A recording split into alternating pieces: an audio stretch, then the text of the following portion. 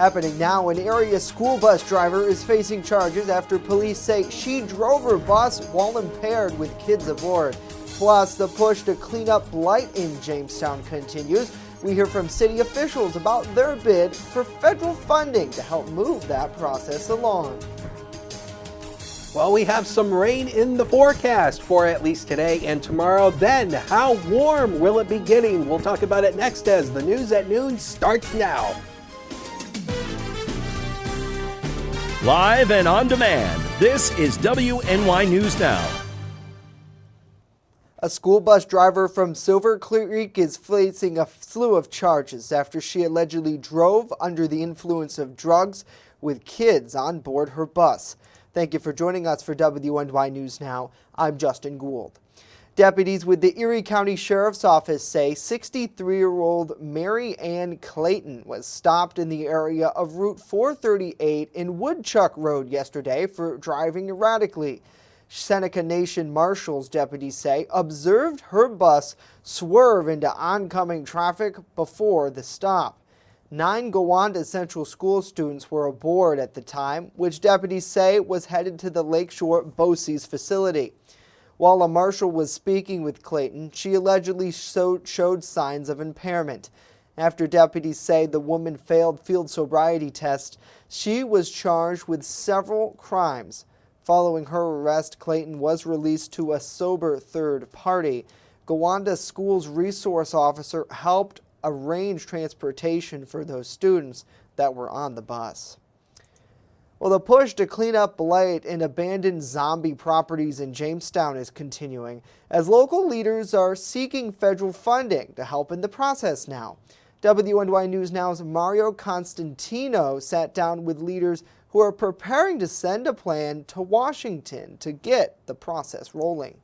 The city of Jamestown is preparing to send its Community Development Block Grant Action Plan to federal officials for consideration. If approved by the U.S. Department of Housing and Urban Development, the city could get a large scope of funding to help address the area's housing issues. Jamestown Director of Development Crystal Surdick tells WNY News Now, if the city is successful in obtaining the funds, several programs will benefit, including some to help rehab dilapidated homes. Depending on which program we end up using for each circumstance, we do have a homeowner rehab program, and that would actually look at the house, and we would inspect the house from top to bottom, inside and out, and we would note every code violation that might exist. As for what residents can do right now, Surdick says, try helping out those in need. Do they need help mowing the lawn? Do they need help painting the porch? Are there things that you could do to lend a hand? And just checking in on your neighbor is a great thing to do anyway, right? Beyond the neighborhood, the development director is working with others to tackle the problem citywide. However, she needs help from everyone in identifying these issues. If you see a zombie house on your street, report it. You can report it right on the city website. Let us know. Don't be afraid to file a code complaint if you see something. She believes that bringing code violations to light can help homeowners best address the problem before it gets out of hand. If a home continues to fall into disrepair, the city of Jamestown will work with other agencies to help fix these issues.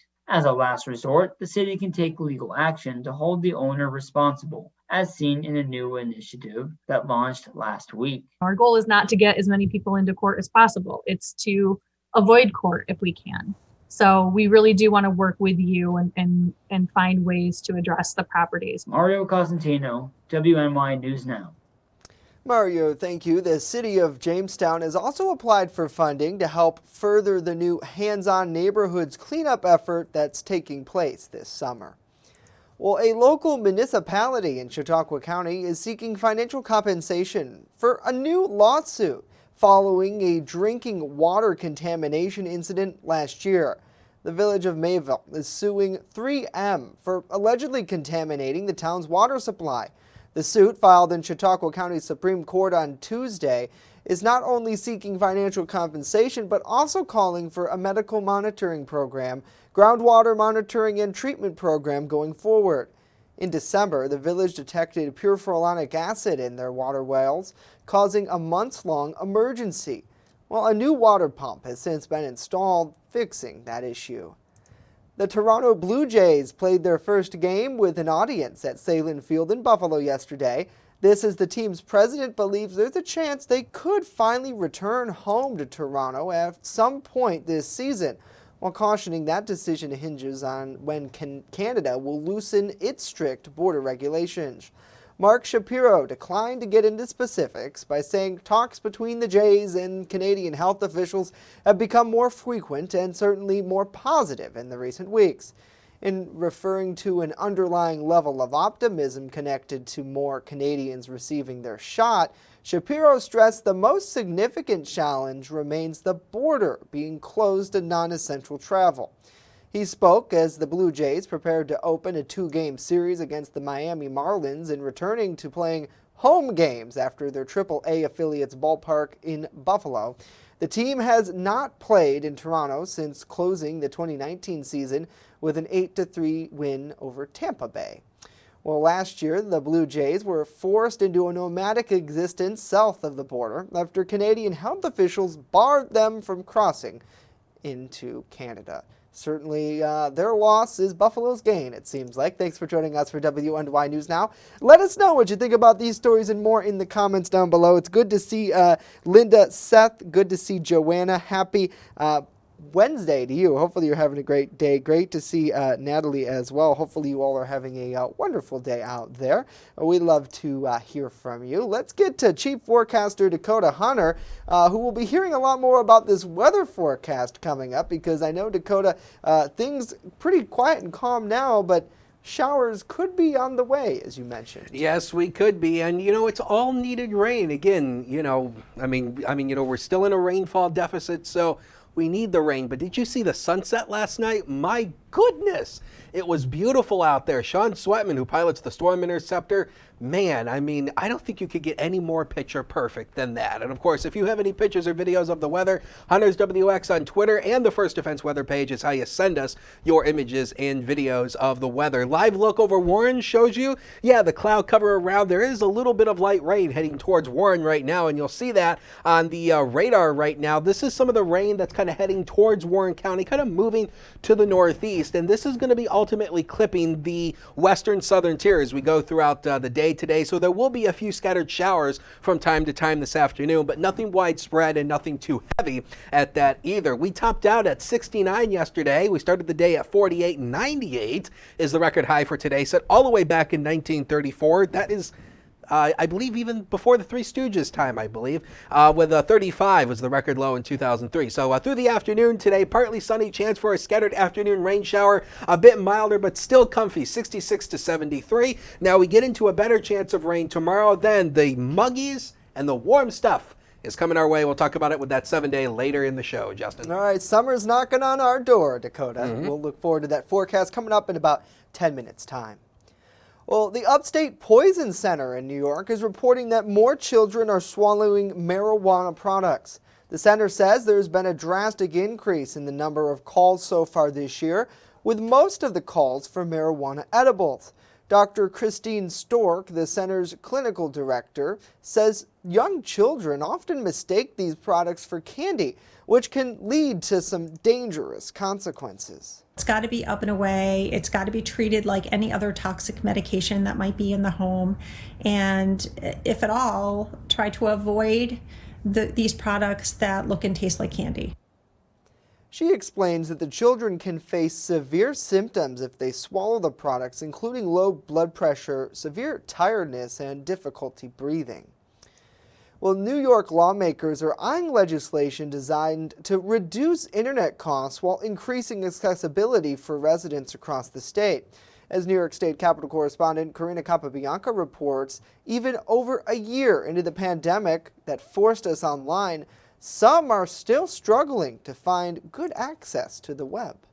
Having reliable internet these days is so important, whether you're using Wi-Fi on your phone or hopping onto a meeting online. And lawmakers are taking a look at different bills to make internet more affordable and accessible. I have constituents that take every Zoom meeting from their car from a library over 20 minutes away. Senator Michelle Hinchy and Assemblymember Kerry Warner are carrying a bipartisan bill that would make it easier and more affordable for broadband providers to install internet service on a utility or telephone pole. They say this will especially help residents in rural areas. The current regulatory environment, the combinations of laws and regulations, have driven up the cost of delivering broadband from a break-even point of 4 houses per mile to now near 12 houses per mile. There's another bipartisan bill in the legislature that would make broadband a utility that the Public Service Commission would oversee.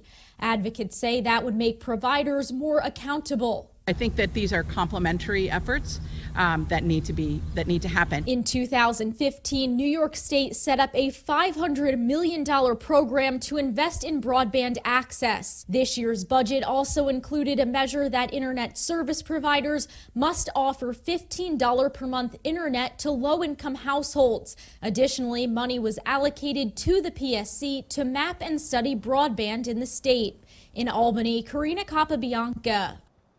Karina, thank you. The city of Jamestown has a survey running right now to gather public input about creating a municipal internet system here locally that would aim to cut costs for those looking to get online. Well, coming up, the charges levied against a Dunkirk man allegedly busted with illegal weapons this week. And later, the push a local college grad is undertaking to help kids stay out of trouble this summer in Jamestown. Stay with us as WNY News Now rolls along.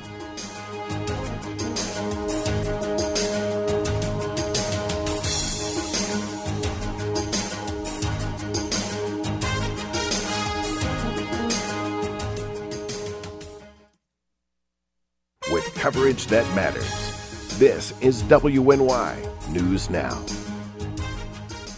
EagleZip.com is your local one-stop shop for all of your home and business computer needs. Located on Fluvanna Avenue Extension, just outside of Jamestown, EagleZip.com sells and services all brands of desktops and laptops, as well as servers and network equipment for your business. All new computer sales include transferring your data from your old computer plus a 2-year warranty. Call EagleZip.com today. Stop by EagleZip.com today and let us make computers easy for you. Honest Jones has what you're looking for. When you want it good, we're gonna give you lots more. From freshly made subs to the best of pizza and wings, Honest John's has what you're looking for. And now 2 great locations, East 2nd Street and Fairmount Avenue. Order takeout or delivery today, online at honestjohns.pizza. You're gonna get it good at Honest John's. Have the best summer ever with endless adventures at Girl Scout Summer Camp. Financial aid available, open to all girls. For more information, call or go to gswny.org. You're watching WNY News Now, where coverage comes first. A 35-year-old Dunkirk man is facing federal charges after police allegedly recovered a loaded Uzi and other guns in his residence this week. The U.S. Attorney's Office in Buffalo tells us that Christopher Torres was arrested Monday after the DEA and Chautauqua County Sheriff's Office executed a search warrant at his Eagle Street address in Dunkirk. Investigators recovered the loaded Uzi pistol, 4 additional firearms, and assorted drug paraphernalia. Torres was charged by criminal complaint with possession to intent to distribute cocaine, maintaining a drug-involved premises, and possessing firearms in furtherance of drug trafficking yesterday. The charges carry a mandatory minimum penalty of 5 years behind bars, a maximum of life. Well, the top attorney for the city of Dunkirk is feeling heat after the city's Common Council voted no confidence in his abilities yesterday. WNY News Now's Julia Gress joining us with more on what happened during that meeting. Julia. Thank you, Justin.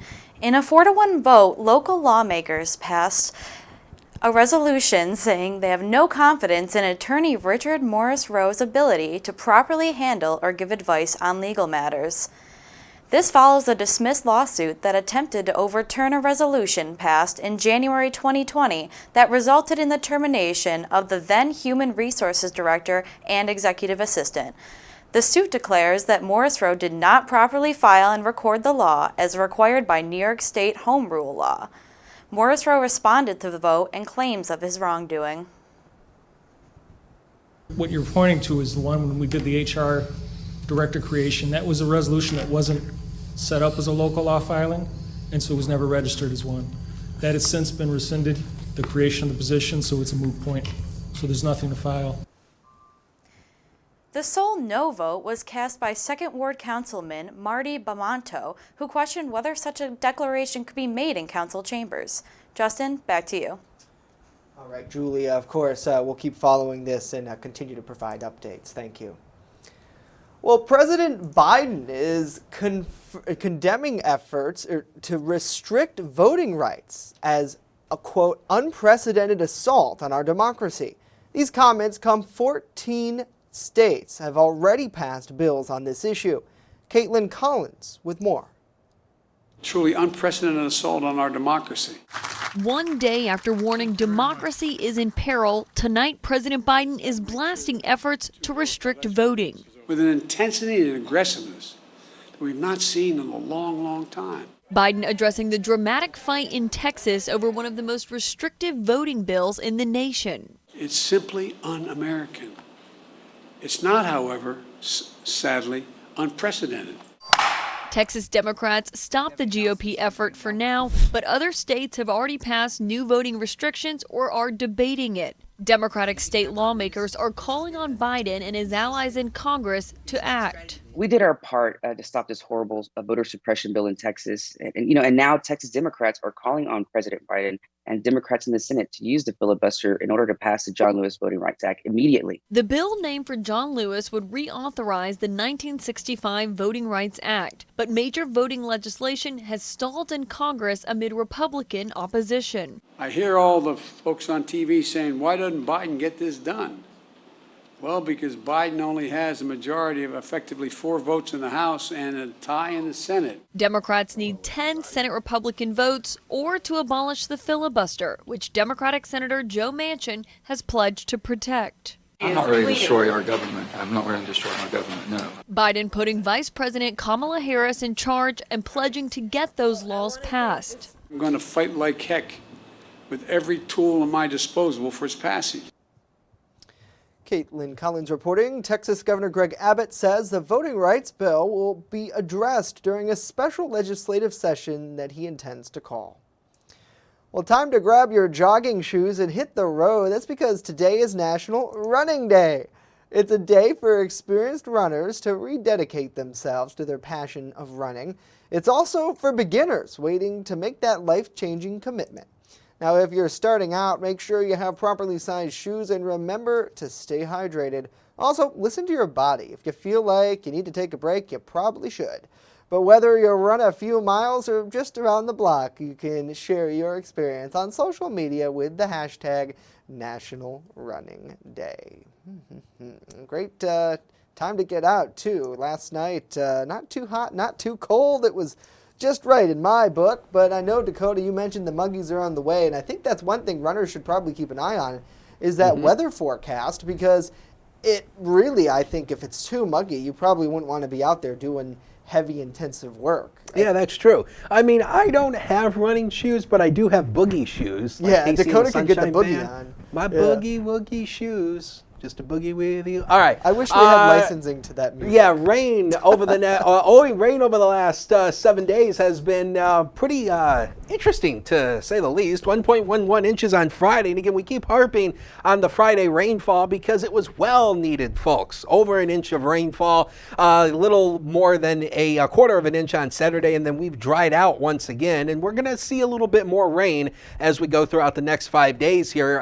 Got a 40 to 60% chance today, then 75 tomorrow, then 45 on Friday, and then it turns drier again for the weekend. But the next couple of days here, we're going to at least get some nice little rainfall. No rain falling downtown right now, but the clouds have started to come in on downtown Jamestown right now. 67 is our current temperature as of noon hour. Got a light south wind of 8, and it's overall still relatively comfortable. The humidity not in play today, but it will be, because out advance of this stuff, this is the next rain that's going to be coming in. Notice how it's moving more north northeast. So that's going to bring it partly into the region, and this is also out ahead of a warm front that's going to be moving our way over the next couple of days. And as we zoom you right in, you'll see the rain starting to come into Crawford County, Pennsylvania, and then Warren County, Pennsylvania. This is moving toward the northeast. So again, this will be clipping the western southern tier at times, but it's not going to be all day rain or anything too heavy. And you'll see future scans not even being too impressed with it either. So a couple scattered showers at times, but the better chance of rain will come tonight. At least more widespread rain. Maybe a couple rumbles of thunder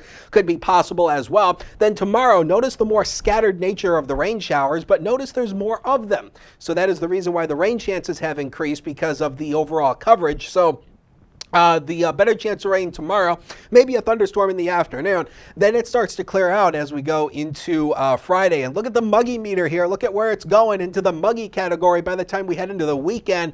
Oh man, it's going to be sticking. It's not close to the air you can wear, but you're going to be feeling it, and we could be looking at a heat wave coming across much of the Great Lakes and the Northeast here. This is over the next 6 to 10 days, the temperature outlook. And man, I mean, if you want summer, it's coming. And we've only hit 100 once here, and that was in July of 19 something. I'd have to look at the record books again.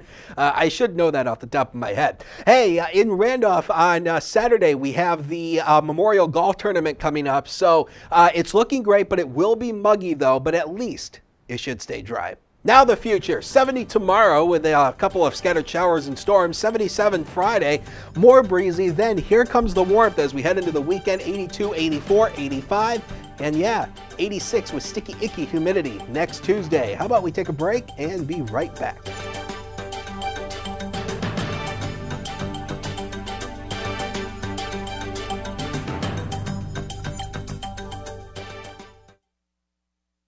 With coverage that matters, this is WNY News Now. Honorary Forest Ranger Betty White here, lending a hand to my dear friend Smokey Bear, because for years he's only said, "Only you can prevent wildfires." But there's a lot more to say, like if you park your car on tall, dry grass, the hot exhaust pipe can start a wildfire. So keep the animals safe, especially the cute shirtless one. Go to SmokeyBear.com to learn more about wildfire prevention. I'm a survivor. I'm a survivor. I'm a survivor. Testicular cancer is the leading form of cancer in men aged 15 to 35. 1 in 250 men will be diagnosed with testicular cancer. But 98% will survive if detected early. As a survivor, I believe early detection is the key. Learn how to do a testicular self-exam and other important facts about testicular cancer at oneball4tc.com. You're watching WNY News Now, your source for breaking news. Well, a college project is fueling the push from a recent SUNY JCC grad to help children from low-income families stay away from crime during the summer months. WNY News Now's Jason Rutman reports. Seasonal variations are a big factor in crime. So my goal is to offer affordable activities they can partake in the summer. That's Lindsay Swanson, who received her diploma this spring with a degree in criminology. The young grad is highlighting that mischievous behavior can lead children down the path to illegal activity. It really all starts at a young age, the friends that they hang out with, the activities they do. So by starting at a young age to get them out of that type of habit and to have be surrounded by good people and be doing good things. Locally, she says there are multiple options for kids who may not be able to afford a classic camp experience, but still want a safe and structured summer. Some of the activities are available in the community are the YMCA, who goes based off income. We have the Boys and Girls Club they can go to. And we also have places they can visit, like the National Comedy Center or the Lucy Ball Museum or the Robert H. Jackson Center as well. Referring specifically to the YMCA Boys and Girls Club, because they can hang out with friends in a safe environment. Swanson also underscored that it's not just tweens and teens that need attention. People aged 17 to 21 have to be a group of focus as well. That's when they're starting to become adults and they try to do things on their own, and that's when really crime can occur. Ultimately, She tells us that a huge amount of street crime can be limited by introducing structured settings and institutions that discourage questionable behavior. However, Swanson wants to focus on the here and the now, helping parents understand how important it is to enroll their children in some form of supervised summer program. Yeah, I just want them to really be aware of, like what can happen in low income areas with their children and the street crime that can happen as well. Jason Ruttman, WNY News Now. Jason, thank you. To learn more about the YMCA and the Boys and Girls Club, you can visit their respective websites. We have more info right now in Jason's web story at WNYNewsNow.com. Certainly important things to talk about. Let us know what you think about these stories and more in the comments down below. I know summertime, especially now as things get back to normal, Dakota, we'll see a lot more youngsters maybe out on the streets, hanging out at local parks and trying to engage with the community. And part of that, I think, is that community sense where we kind of got to keep an eye out for each other, and that includes some of the mischief behavior. So it's an interesting topic that I think she's able to feed off of things she learned at SUNY JCC to say, I want to try to give back by helping these kids and, more importantly, probably their families say, maybe Johnny should have something to do this summer. Well, I mean, it's very difficult for, the kids that are growing up, especially the older kids. As they get into high school and whatnot, they start questioning themselves and trying to figure out, who am I? What do I want to do with my life? And in many cases, they cave into peer pressure to whatever the case may be, and that can lead to some very dangerous roads. So, I mean, keeping your mind occupied when you're not at school or whatever is a great way to keep yourself out of trouble, and that's what I did.